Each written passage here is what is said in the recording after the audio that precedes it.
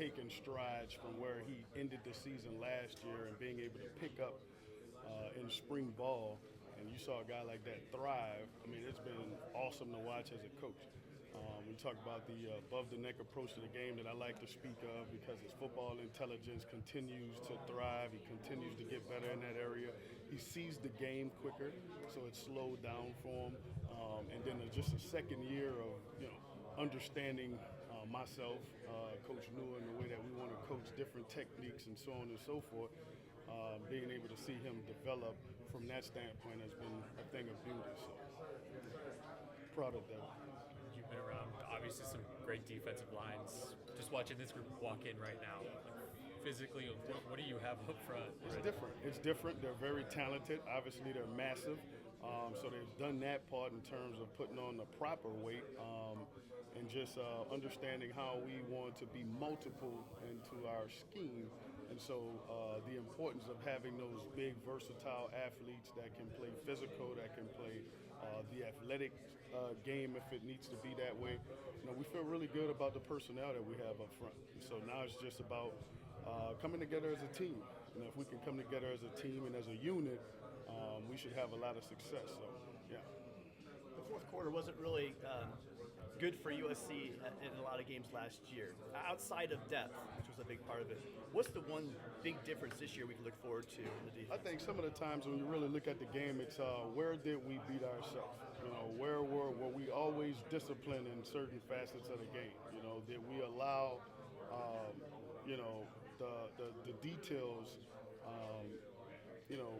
get out of whack in a sense. And so I don't know if it was necessarily because of the depth, even though we're proud about the depth that we've built.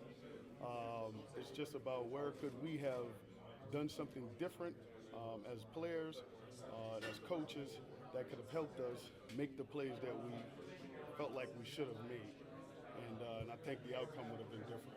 Was there one specific aspect of the defensive line that you could have done better in those fourth quarters? Just made plays. I mean, I think there were multiple plays that we probably left on the field, whether it be a missed sack opportunity, whether it be an opportunity to have gotten the ball off of a guy, recovered a turnover, extra effort in a sense that could have possibly, denied a play, whatever. There's so many opportunities that you realize you probably passed up on when you really go back and watch the game. And sometimes those plays happen even early in the game, and then you're just not able to get to those splash plays, if you will, in the fourth quarter. So, taking advantage of those opportunities that present themselves throughout the course of the game is really important. Any lessons learned from year one in Big Ten play? I wouldn't say lessons learned, but we're very excited about the Big Ten. I love this conference. I was just saying that I think it's the, outside of the NFL, this is the closest you're going to get. And it feels that way. So I love being here, and I love being here because of that, which is why we're playing in a special conference. I mean, it is really, really awesome. I dearly mean that. And it's super fun because of that relationship or that parallel to the NFL. We saw an executive order come out of Washington addressing NIL, transfer portal.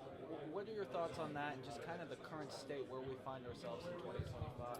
I don't really have an opinion when it comes to that, but what I do know is that I'm excited about what we have here and the guys that we were able to on board.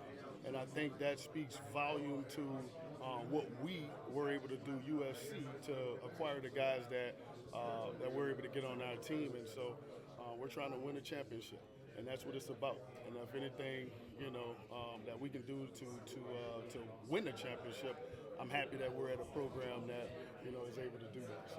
In terms of this, you talk about being happy with where the unit is at physically and building on that. What are the keys to translating that on the field once, once the season begins, and then beyond that, what, in terms of, because it's not just size, like you were saying, it's kind of like applying that well. What are the keys to doing that? Yeah, I think, to me, it's just it's honing in on the details. It's continuing to develop quality depth. I think, with the guys that are returning, we're excited about that. And then getting the younger guys up to speed that's going to help us continue to build the quality depth that we want to be able to build to really make the run that we're looking to make. So that part is really exciting, and that's what I'm most excited about as a coach. So. How's it been working with Tmaine Carroll, the new strength and conditioning? Phenomenal. We've hired a superstar in Tmaine Carroll. I was fortunate to have had the opportunity to work with him when I was a graduate assistant in quality control at Oklahoma State University. He was the number 2 in charge there, come from a great reputation in terms of the sports performance world.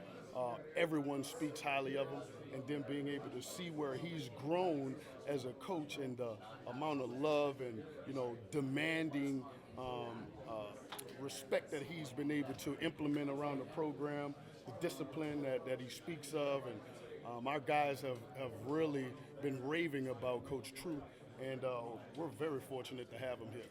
Any specific stuff he wanted to do for the defensive line as far as changing bodies and things? Yeah, I think I lead that up to Coach True. He understands that we got some very talented and big football players here, and just the overall strength and development, and then him having a defensive line background has been super key for us because our guys, they love working with him, and so it's been awesome.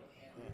This D-line added so much size in the offseason. Where would you rank their technique, and how do you keep them focused on the technique rather than relying on that size? Well, because it's an everyday thing for us when you talk about the technique and the way that we want to play the game, the approach that it's always going to be technique first. The physicality of the game is going to be something that we would never negotiate here. If you're going to play defensive line here, that's a must. And so our guys understand that. We take pride in technique, and that's how you win the game. And so, I think you're going to see that, spike up this year in terms of how we play the game and the way these guys are going to make plays. And so I'm excited about that. How do you drive that physicality? I noticed the emphasis on that. So. Yeah, there's an emphasis on it because I think it starts with, in my mind, the way that I myself, Coach Newell, Coach Jones, the way that we coach these guys. It's a mindset.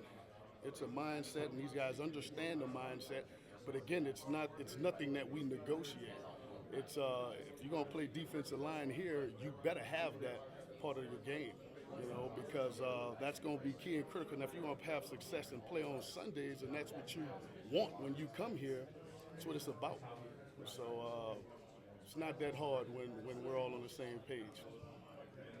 What are the expectations from your group just when it comes to pass rush?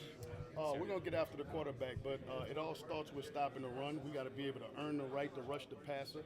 And I think when we do that and we dominate the trenches and we're forcing people to become one-dimensional, you can kind of narrow the game down a little bit and be able to take advantage of lesser offensive linemen and schematically get guys in position to have success.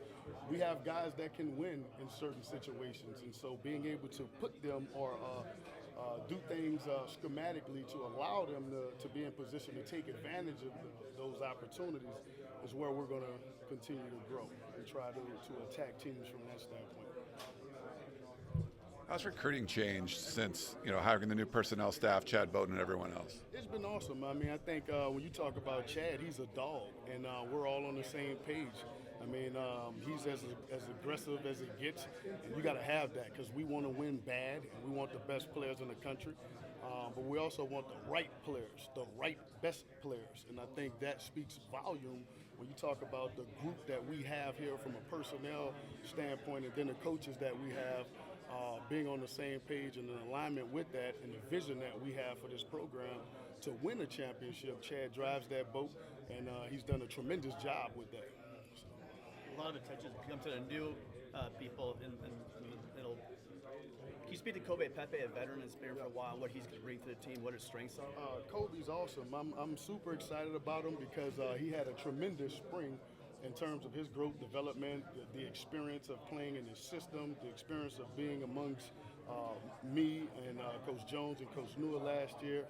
I can't wait to see him thrive. And you talk about Kobe being a guy that, that has a natural leadership about him, and the guys really feed off of him and what he brings to the table. He's great for the room, and so we're excited about Kobe and what he's going to do for us. And his presence alone means everything to that unit. Awesome. And then